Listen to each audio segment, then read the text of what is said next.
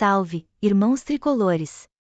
Fiquem por dentro das últimas notícias do São Paulo Futebol Clube e acompanhem tudo sobre o nosso tricolor paulista.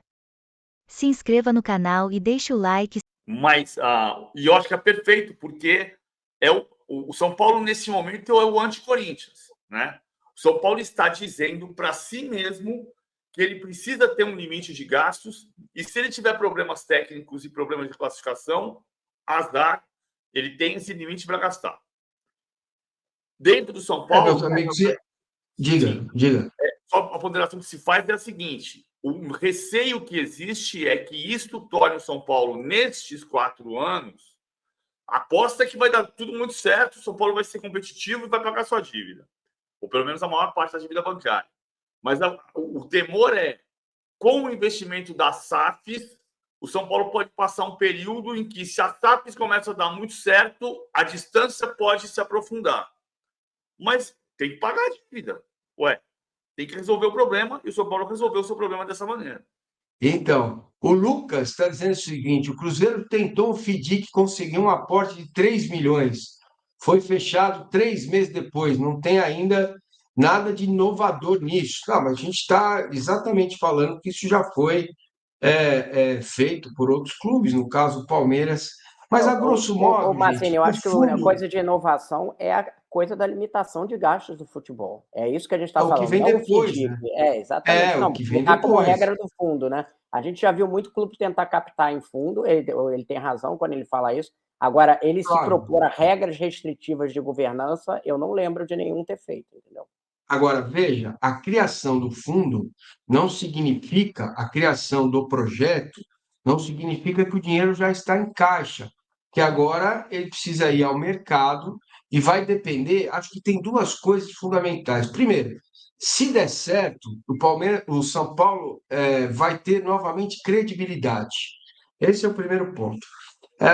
As pessoas têm um certo temor porque eu prefiro ter o cheque para dar o pré-datado e buscar um título do que fazer a coisa certa e ficar com esse temor das coisas não andarem bem no futebol, que é, obviamente, o carro-chefe. Mas, olha, pensem vocês comigo que estão assistindo. Você tem uma dívida com cartão de crédito que te consome, segundo o balanço do São Paulo, o ano passado, o investimento de Cotinho em contratações, o equivalente foi pago em juros.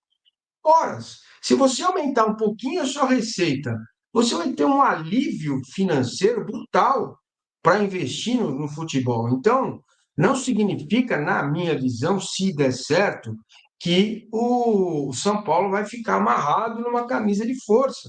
E se você termina isso em 2 anos e meio, 3, com SAF, sem SAF, São Paulo tem um estádio gigantesco, público bate recorde toda hora.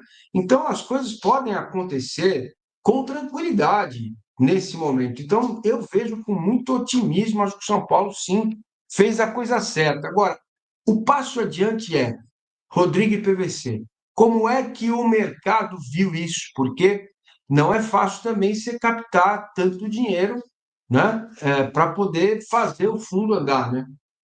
É o que a gente vai ter que ver agora. Você tem razão, tem que captar. Mas eu acho que justamente essa questão da limitação de gasto de futebol é o que pode atrair mais dinheiro para ser aportado no fundo. Por quê? Porque você cria um compromisso de austeridade, como se fosse uma lei de responsabilidade fiscal dentro do clube, e você diz lá para o seu credor, porque quem investir no fundo vai ser o credor do São Paulo, falando assim: olha, eu tenho um compromisso de contenção de gastos aqui para te pagar a longo prazo.